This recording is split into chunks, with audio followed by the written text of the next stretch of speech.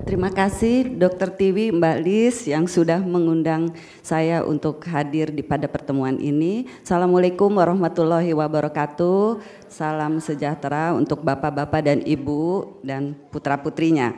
Jadi pada kesempatan ini saya di sini akan sedikit membagi ilmu. Jadi saya tidak ngasih kuliah tapi kita santai saja. Karena di sini mungkin ada beberapa faktor yang sering ditemukan pada kulit pada setelah bayi lahir. Nah, seperti tadi kalau yang Dokter Tiwi terangkan, selalu ada salah-salah tentang ngatur makanan. Nah, di sini juga kadang-kadang sudah ada kekeliruan gimana kita pilih produk-produk yang cocok untuk bayi kita. Jadi sebenarnya tidak semua produk satu bayi harus pakai dari A sampai Z. Semua udah kayak rutin ritual ya. Jadi begitu habis mandi ini terus semua. Nah, mungkin nanti saya akan bahas barangkali nanti santai ya, kalau ada yang kurang-kurang jelas kita tanyakan di akhir aja ya diskusi. Silakan slide. Nah, pertama sebelum mulai perawatan kita harus tahu dulu nih kulit itu apa sih, kenapa kok pusing-pusing harus dirawat dan lain-lain. Kalau ibu lihat keseluruhan yang paling luar dari organ tubuh kita apa sekarang? Kulit ya Bu ya, kulit, rambut, kuku, bibir, mukosa, selaput lendir, tapi kulit tuh yang paling luas dari seluruh tubuh kita. Jadi di sini dibilang cermin kesehatan dan kehidupan. Kenapa begitu Bu? Karena kulit ini gini, kalau kita lagi kurang sehat, pucat kulit. Kita pasti akan ngomong, ibu lagi sakit ya, gitu kan, bayinya lagi kurang sehat. Tapi kalau dia lagi seger, sehat, atau kalau remaja Bu yang lagi agak malu-malu, pasti agak merona, itu udah otomatis nggak bisa ditahan-tahan, pasti ketahuan. Tapi kalau misalnya ada bayi lagi sesek, kebiruan, jadi semua akan tercermin di kulit. Jadi nanti kalau kita udah lihat kulit seperti ini kita waspada, wah ini kok kayak ada yang kurang beres ya. Demikian juga kalau kita menggunakan misalnya produk yang tidak sesuai, kering, perih, pecah-pecah, kok kayaknya ada yang beda nih kulitnya. Karena kalau pada kulit bayi, balita, kalau kita raba itu kayaknya berkeringat terus kulitnya, lembab. Itu sebenarnya bukan berkeringat, lembab kulitnya. Jadi kalau kita raba agak kering, busik, itu harus kita kasih perawatan yang baik, yang sesuai. Di sini perawatan kulit sejak lahir dan rutin. Jadi begitu bayi lahir, kita harus tahu apa yang harus dilakukan dan itu harus rutin terus. Jadi jangan menganggap perawatan kayak ketergantungan. Kadang-kadang sampai remaja aja ngomong, jangan Bu, dok, anak saya nggak usah dapat perawatan nanti ketergantungan. Jadi kalau kita lihat sebenarnya kalau kita sikat gigi kita rutin nggak? Tergantung ya Bu ya, jadi tiap pagi, siang, malam kita harus sikat gigi. Jadi kulit juga nggak beda. Jadi kulit itu akan tumbuh terus, jangan khawatir bahwa kulit itu akan bertambah tipis karena perawatan. Dia hidup, jadi dia akan terus mengalami regenerasi atau membentuk sel-sel baru di bawahnya. Ya, slide berikut. Nah ini fungsinya, jadi walaupun kita lihat hanya tipis kulit tapi ternyata lihat fungsinya, pelindung udah pasti. Kemudian penimah rangsang, kalau kita dingin, panas, kalau nyeri, ada sentuhan pasti kerasa. Karena di kulit kita banyak saraf, ada segala macam deh di bawah kulit kita yang memang berfungsi untuk penerima rangsang. Terus kemudian pengatur suhu tubuh, ibu kalau kepanasan berkeringat nggak Bu? Nah itu kelihatan tuh bayi-bayinya basah berkeringat, atau kalau bayi minum terlalu semangat kan langsung berkeringat, itu normal. Jadi sampai basah rambutnya, kadang-kadang itu ada yang ngeluhkan, dok kenapa ya anak saya kalau minum basah sekali. Itu memang seperti itu karena kan fungsi pengaturan suhu tubuhnya belum sempurna seperti dia remaja. Kemudian pembentuk vitamin D, tadi juga sudah diulas juga oleh Dr. Tiwi, vitamin D ini bukan hanya untuk pertumbuhan tulang saja. Jadi dia juga berperan untuk daya tahan tubuh. dan mencegah terjadinya bahan-bahan atau benda asing atau bakteri masuk ke dalam tubuh. Jadi fungsi vitamin D ini penting. Jadi jemur ini bukan hanya berlaku buat bayi dan balita saja. Kita juga perlu berjemur, Bu. Jadi jangan sampai kalau yang sekarang aktivitasnya tinggi, pagi belum habis subuh udah pergi. Nanti pulang malam, jadi tidak pernah kena matahari. Jadi tentunya butuh intake yang cukup vitamin D. Kemudian sebagai penyerap itu dianggap bahwa semua bahan-bahan yang kita oleskan itu akan langsung diserap oleh kulit dan akan masuk ke dalam tubuh kita. Jadi hati-hati memilih produk-produk yang memang akan kita gunakan secara lokal. Slide berikut. Nah, ini tujuan perawatan kulit bayi. Jadi supaya fungsi utama yang tadi itu jangan terganggu pada bayi. Kemudian yang kedua, mencegah atau mengurangi iritasi. Karena bayi kalau bajunya ketat sedikit, merah-merah di leher, ketiak, selangkangan, itu sering sekali problem. Padahal itu bukan alergi, itu hanya pakaiannya mungkin yang terlalu ketat. Bahan pakaiannya, ya, keringat yang gak cepat dihapus, itu juga bisa menimbulkan iritasi. Atau mungkin ganti popoknya terlambat, iritasi, bukan alergi.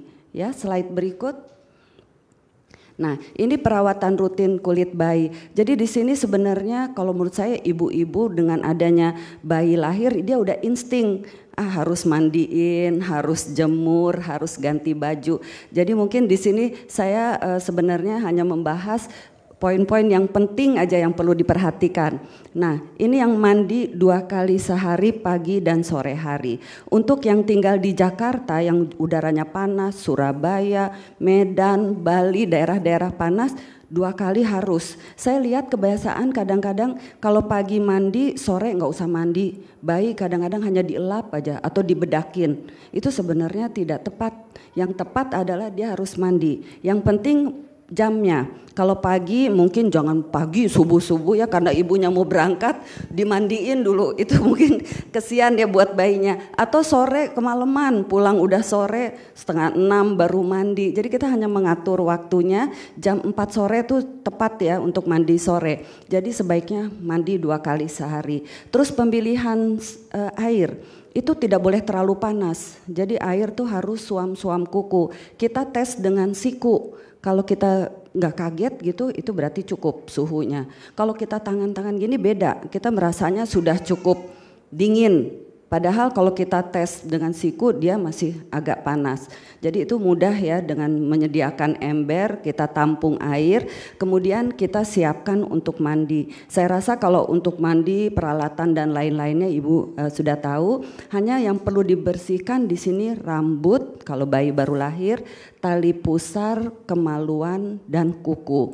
Nah, untuk kasus tali pusar biasanya kalau dia belum lepas, segera setelah mandi jangan lupa dibersihkan dengan alkohol 70%. Setelah itu ditutup dengan betadine. Nanti dilihat aja kalau dia tidak terlalu ada basah atau apa, tidak perlu ditutup dengan betadine, cukup kasa saja. Ya, terus kemudian untuk kemaluan yang selalu jadi masalah, kemaluan untuk bayi laki-laki. Kadang-kadang dia di daerah ininya kurang bersih, ada kayak putih-putih ya yang seperti apa ya bahan keju ya, keju yang mengeras. Nah, itu harus dibersihkan. Itu nanti membuat sumbatan sehingga bayi juga jadi nggak nyaman kalau buang air kecilnya, itu perlu. Nah, kemudian kuku, jadi biasakan untuk semua setiap habis mandi dibersihkan. Kemudian slide berikut. Nah, ini untuk memilih pakaian. Kalau tadi sudah dibahas bahwa pilih pakaian yang mudah menyerap keringat, katun, kaos-kaos, dan jangan membiarkan bahan pakaiannya itu mengering lagi di badan. Jadi kalau dia keringetan, buka, ganti. Dan ini gak bisa ditentukan karena setiap bayi berbeda-beda. Sama juga dengan popok, dan itu ganti setiap kali basah. Jadi kita gak bisa bilang 3 kali sehari. Saya suka lihat kadang-kadang ada bayi popoknya udah berat ya, jalan bayinya juga udah susah, tapi belum diganti juga. Benar kan ya Bu ya? Berat. Nah, itu kalau bisa jangan sampai demikian. Itu akan membuat eksim di popok. nanti kena bakteri, kena jamur, nanti urusannya lebih rumit lagi. Jadi kalau untuk popok sebaiknya kita rutin. Dan sekarang banyak ya popok-popok yang sudah terlihat kalau ada sudah mulai pudar, gambar-gambarnya ganti. Jadi mungkin sejam udah ganti lagi, 2 jam ganti, itu tergantung dari frekuensi buang air kecilnya. Umumnya kalau bayi saat ini sekarang lebih banyak dibandingin dewasa. Dia akan minum, buang air, buang air besar, kecil. Jadi mungkin ibu-ibu harus lebih sering mengganti popok. Slide berikut. Nah, jemur. Nah, ini jemur ini sebaiknya dilakukan setelah mandi. Itu yang paling tepat. Bukan baru bangun terus dia dijemur dulu. Ya, itu terbalik ya Bu. Jadi mandi dulu, bersihin dulu semua. Jangan terlalu pakai baju yang tebal-tebal. Singlet aja, terus dijemur. Jamnya antara jam 8 sampai 10. Bukan 2 jam ya Bu ya, itu perlahan. Ntar jadi ya gosong bener. Jadi kita bertahap, pertama kali 5 menit dulu. Kalau kita coba, biasanya 5 menit dia udah merah, masuk. Besok tambah lagi, tapi tidak boleh lebih dari 30 menit. Ya, itu patokan. Karena apa? Karena bayi itu belum bisa sesuai menghambat ini ya, sinar ultraviolet seperti dewasa. Jadi gampang sunburn. Nanti belum apa-apa udah merah. Kalau udah merah, hitam, kering, kelupas. Nah, itu jadi masalah. Jadi tadinya mau dapat kulit yang sehat, akhirnya malah jadi gosong ya, merah dan gosong. Ini perlu sekali, tapi memang diperlukan. Tapi yang perlu diingat lagi kalau mendung atau apa nggak usah, percuma ya, kadang-kadang nggak usah dijemur. Jadi kita harus melihat kondisi suhu, kelembapan dan kondisi cuaca. Slide berikut. Nah sekarang kosmetik nih yang penting juga. Jadi begitu bayi dilahirkan ke dunia, terus remaja, dewasa sampai tua itu nggak pernah lepas dari kosmetik. Setuju nggak ibu-ibu? Ya, kosmetik bisa kosmetik perawatan, bisa kosmetik pengobatan. Sekarang semuanya pakai kosmetik, perempuan, laki, semua sama. Nah sekarang yang jadi masalah, kapan kita memilih kosmetik yang tepat untuk bayi. Nah kalau dilihat ya Bu ya, tujuannya membersihkan dan melindungi kulit, itu udah pasti. Terus dia harus lembab terus. Jadi yang memang sudah lembab dipertahankan agar lembab. Kalau lembabnya kurang, kulit jadi kering, digigit nyamuk, item-item bekasnya. Garuk-garuk jadi hitam. Jadi susah hilang bekas-bekasnya. Itu sebenarnya karena kurang lembab. Ya, jadi dia butuh pelembab untuk pelindung tubuh. Nah kemudian mencegah efek buruk sinar matahari. Kadang-kadang bayi juga diperlukan sunblock, sunscreen, tabir surya. Hanya dipilih yang sesuai dengan usia. Kemudian wangi, nah ini yang wewangian. Ibu setuju nggak bahwa lebih ditujukan untuk kesenangan lingkungan? Ya, bukan untuk mempercantik diri. Jadi bayinya sih nggak tahu apa-apa. Jadi ibunya yang seneng sama bapaknya semua. Wah rambutnya wangi, terus masuk ke kamar bayi, ih enak deh ada wangi bayi. Padahal itu semuanya belum tentu bisa dipakai oleh seluruh bayi. Ya, jadi nanti saya terangin satu-satu. Slide. Nah ini, nah mulai dari atas produk pembersih, sabun mandi, sampo. Saya rasa itu semua udah paham ya. Dan ini memang dianjurkan. Jadi kalau kita pakai sabun mandi bayi 2 kali sehari tadi dan sampo juga khusus. Sekarang ada produk yang sudah lengkap. Boleh buat sampo, buat sabun, segala macam udah all in. Itu nggak ada masalah. Asal jelas bahwa ini juga bisa dipakai buat rambut juga. Ya, nah, tapi jangan sabun mandinya ke kepala. Ya, nanti kalau dia agak kering, kulitnya lepas-lepas jadi kayak ketombe, masalah lagi nanti. Ya, jadi itu benar-benar gunakan produk yang memang diperuntukkan buat masing-masing kulit, rambut dan lain-lain. Kemudian yang kedua, ada baby lotion, ada baby oil, ada lagi baby cream. Kalau baby lotion biasanya yang digunakan segera setelah mandi di tangan, di kaki, nggak usah seluruh tubuh. Ya, jadi lebih sering di daerah-daerah yang expose, yang terpapar. Kemudian baby oil, kalau baby oil ini sebenarnya bukan untuk pelembab. Dia digunakan untuk membersihkan telinga, jadi untuk memudahkan mengangkat kotoran, hidung. Jadi dia jangan dipakai di badan. Saya sering dapat tuh, dok ini pakai baby oil sehari-hari. Hasilnya apa? Dia membuat biang keringat karena tertutup rapat ya. Itu juga bisa salah, itu nanti jadi masalah ke kulit bayi. Baby cream biasanya itu digunakan di area popok. Itu untuk menghambat gesekan antara kulit bayi dengan popok. Jadi dia kayak pelindung, itu juga kadang-kadang suka dipakai di lipatan untuk bayi yang misalnya gemuk, banyak gesekan. Tapi itu pun juga harus rajin, setelah dibersihkan kita oles lagi yang baru. Jadi kalau ganti popok dibersihkan dengan air yang mengalir. Jadi sekarang untuk pembersihan urin maupun feses, tinja, itu jangan hanya pakai kapas saja Bu. Lebih baik si bayi dibersihkan di air yang mengalir. Ya, nah kemudian produk pelindung tabir surya sunscreen sunblock ini kalau memang diperlukan saja. Jadi kalau kita jemur-jemur jangan dikasih sunblocknya. Jadi kalau kita mau ajak pergi kebetulan mau ke arah, tapi bayi-bayi jarang ke pantai ya Bu ya.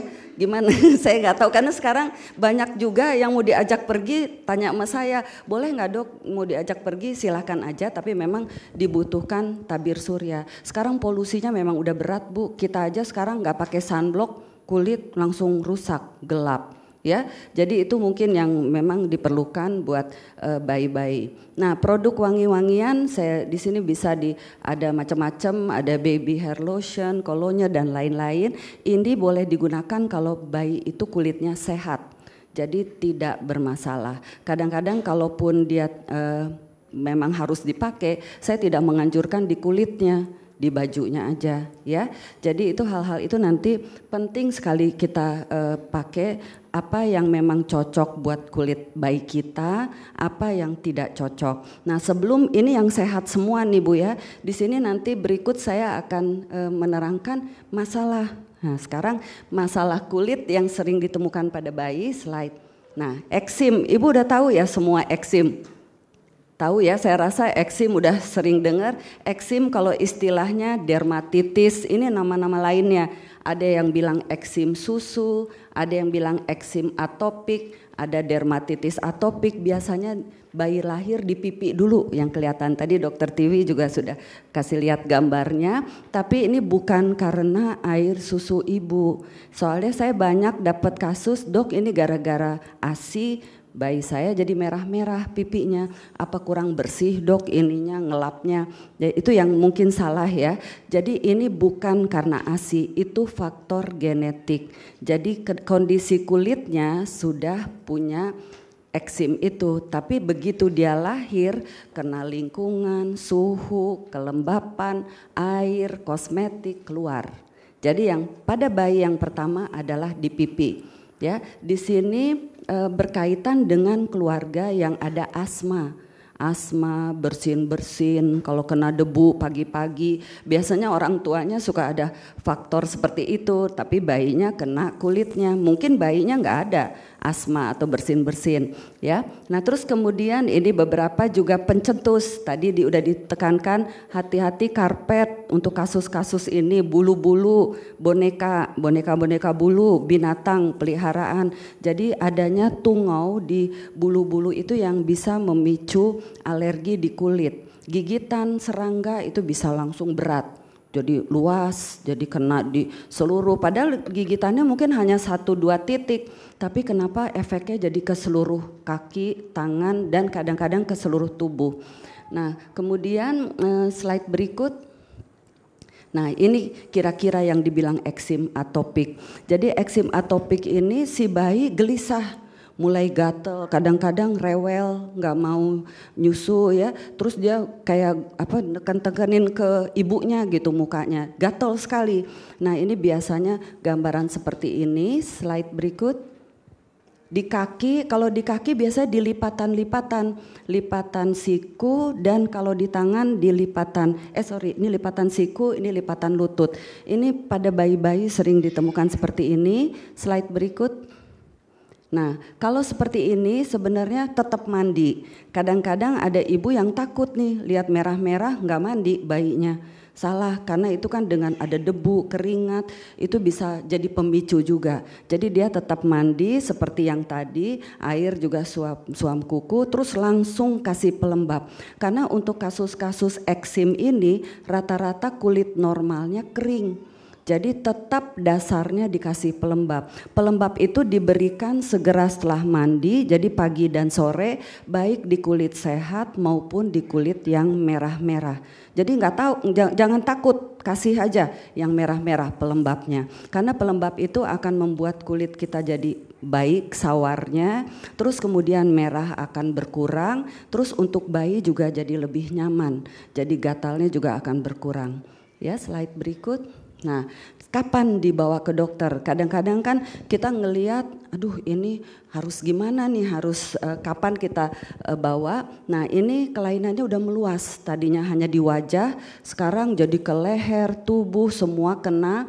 Terus kadang-kadang bernanah, kotor, bisa jadi ada koreng. Ini yang udah berat, kasusnya juga cukup banyak. Terus demam. Nah, kalau udah gini nggak boleh pikir-pikir lagi, segera dibawa. Jadi udah nggak cukup hanya dengan pelembab saja. Slide berikut mungkin saya lihat, kasih lihat. Nah, ini seperti ini. Ini basah kulitnya. Ini kasus pasien saya juga. Ini kebetulan. Jadi dia meluas kepala, semua kena. Bayinya udah nangis saja, nggak mau makan, udah rewel, dan leher semua membasah. Jadi ada melenting-lenting isi cairan, gelembung cairan, itu karena prosesnya sudah meluas dan mungkin dia tidak mendapatkan perawatan yang tepat. Nggak dimandiin nih Bu katanya, berapa hari? Karena takutnya alergi sabun. Nah itu salah. Seperti ini tetap mandi, nggak ada masalah. Ya, 2 kali sehari. Slide berikut. Nah ini untuk anak yang lebih gede, balita, bisa seperti itu, di siku, di lutut, di badan. Ini gatal sekali dan kelihatan kalau kita perhatikan kulitnya itu tebal, jadi agak merah dan menebal. Ini kasus yang sering ditemukan. Jadi ini sekarang rata-rata kalau kita lihat anak-anak itu atopi hampir 80% untuk kasus-kasus kulit ya. Jadi yang sering ditemukan dan ini biasanya akan dibawa terus sampai dia besar. Tapi makin nggak usah khawatir, setelah dia usia di atas 8 tahun, 10 tahun, dia berkurang jauh. Kadang-kadang mau kena air panas, mau kena itu dia nggak pernah kambuh-kambuh lagi. Jadi jangan merasa wah ini bakal seumur hidup ya. Jadi itu yang penting kita melakukan perawatan terus secara tepat. Kemudian ini udah mungkin saya rasa biang keringat semua udah tahu kalau istilah kerennya miliaria atau keringat buntet kalau bahasa waktu saya kecil tuh dibilangnya keringat buntet. Nah ini sering timbul di dahi paling sering. Bayi dahi, kemudian kepala kalau dia keringetan banyak, terus tempat-tempat yang mengalami gesekan, punggung, dada, ya jadi itu yang paling sering. Bentuknya coba slide berikut. Nah ini panas lembab, mungkin terlalu bajunya tebel. Saya juga kadang-kadang bingung ya, ibu-ibu datang menggunakan bayinya tuh dikasih baju terlampau tebel, pakai kaos, pakai baju tangan panjang, sarung tangan, topi, padahal udara panas. Nah itu saya rasa kita jangan takut dia masuk angin.